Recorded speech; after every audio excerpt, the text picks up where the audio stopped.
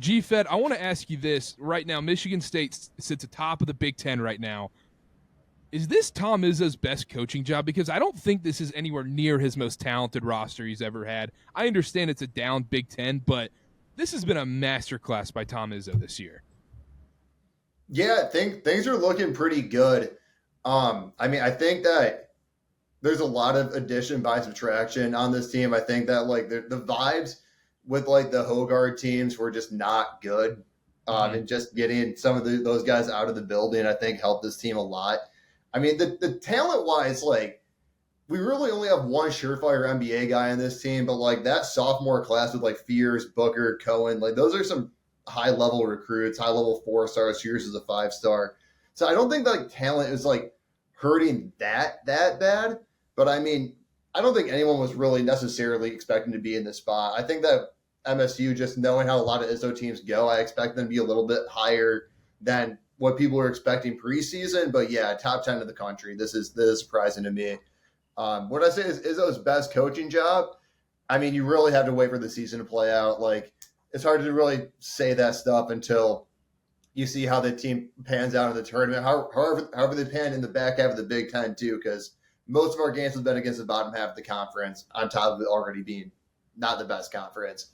So it's up there though. I mean, like I think like 12 and 13 we started unranked and finished with a 1 seed, and then 09 the same year we made the national championship. That was mostly an underclassmen team too that didn't have like a lot of high end NBA talent. So when I saw the notes going into this, I was really thinking about it. And yeah, I think this year, then those 2 years, I would say were the classes that Izzo probably performed the best with. Cole, what do you think? Yeah, it's funny. It's like, feels like just with the history of Michigan State in like recent years, they just always slip up midway through the season when they have expectations. And it's like, looking right now, they have this nation's second longest win streak. Like they haven't lost since Maui. Like they lost to, like their last loss was against Memphis on November 26th. So in my opinion, I'd honestly say, yeah, it is his best coaching job, because it's like they're not losing. And yeah I mean, they haven't beat like the best teams in the Big Ten. They did beat Illinois, so that was good. But I would say it is. And I honestly feel like this team is going to project pretty well with March, because like their guard play, they all play with each other very well. And it's like I can see the cohesion there. And then like bringing like a dynamic player like Cohen, off the bench, who's just changes the complete pace of the game, because it's like he's just so explosive. He's Zion like explosive level, have that just as like a wild card option. I'd say so. And like I honestly feel like they're going to project pretty well when it comes to like maybe making a run to a Final Four this year, compared to like maybe any other. I mean, they're going to get a higher ranking than like they've gotten since like maybe like 2020, when that would have like, I think they would have been like a 3 seed in 2020 if that hadn't gotten canceled. Probably like 2, yeah. Yeah, so I think this will be their highest seed. But yeah, I like what I've seen so far. It's interesting with Michigan State, because I feel like a lot of the times whenever they're a 1, 2, 3 seed, everyone's kind of like expecting the inevitable downfall. When they're that classic 7 seed, everyone's like, I'm picking Michigan State to go to my Sweet 16 every time. Bingo. And literally, it doesn't actually pan out, GFed. Did it 2022? I guess it did, yeah. Marquise Noel. Marquise Noel is the most underrated March Madness superstar that doesn't get talked about enough. Yeah. He was so damn special. Ben, is this Izzo's best coaching job? It's got to be up there. It's his best coaching job in a while, because you look at the roster, you look at the talent. The last few years, this kind of group is what we talked about. It's that Michigan State 7 seed, and you see Duke as the 2, and you go, ooh, like, are they going to beat Duke? Ooh, are they going to beat North Carolina? And then they don't. But it's a good game usually.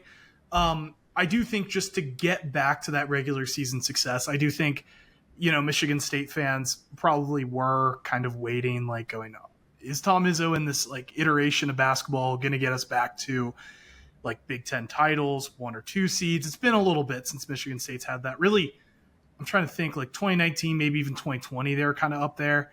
But it's been a little bit since they've been like that top 5, top 10 kind of team.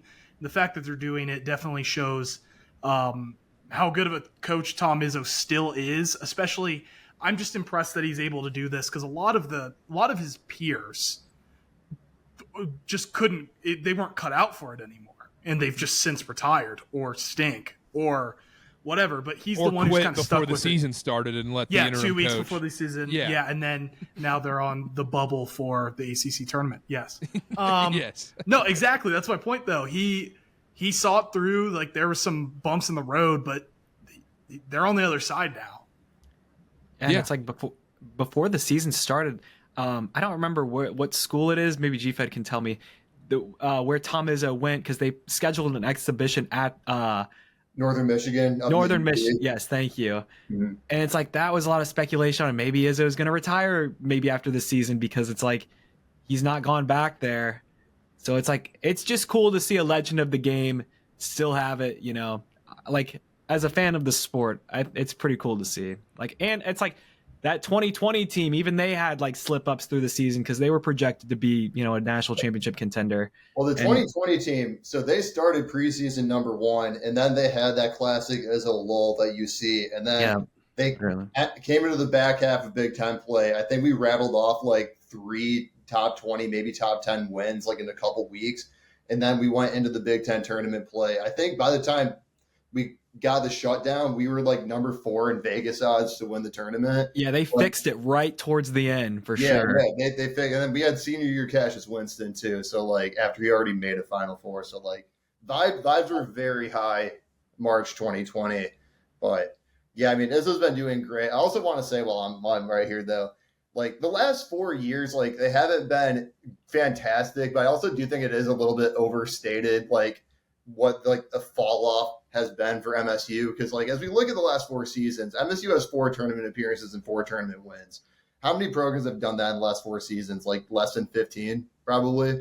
And then probably. like looking at that 2022 year, we have that one of the games of the decade against Kansas State, March moment against Marquise Noel, took him to overtime. Michigan State wins that game. You got A-seed FAU against MSU and Tom Izzo. Pretty good shot you're making a Final Four within that 4-year stretch.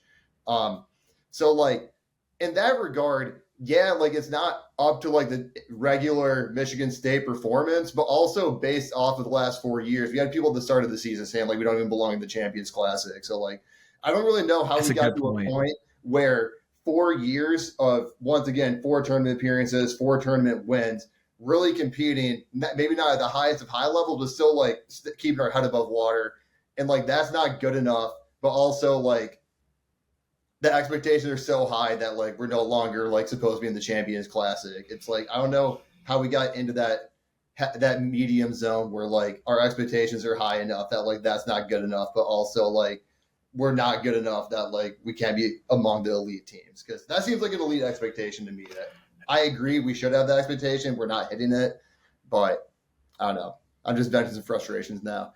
Yeah, fall off is relative for sure. It was just like, oh, they're not. Like it was kind of they're a victim of their own success to a degree. 100%.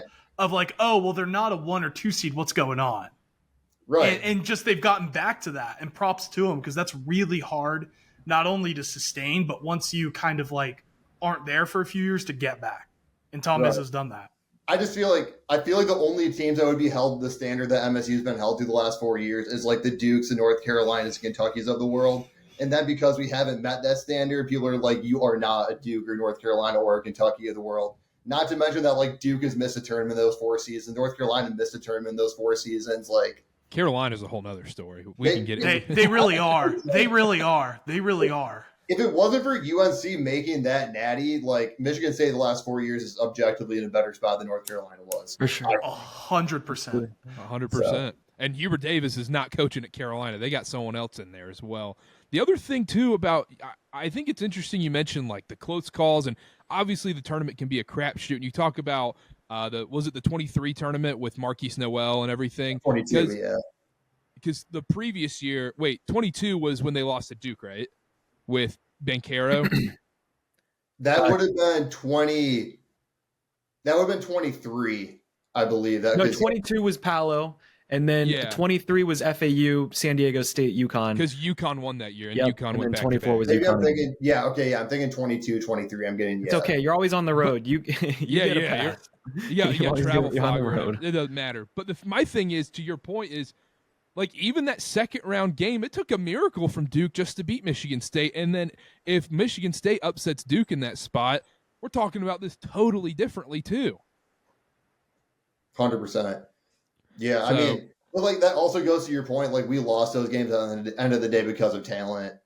Like Yeah, MSU gives their A game in all the tournament games, but like when you play like a 1 seed, and that's how it's always been, except That's a for good point, the yeah. year that we beat Marquette. Like the reason we're not doing better in the tournament is because the talent has not been where it needs to be.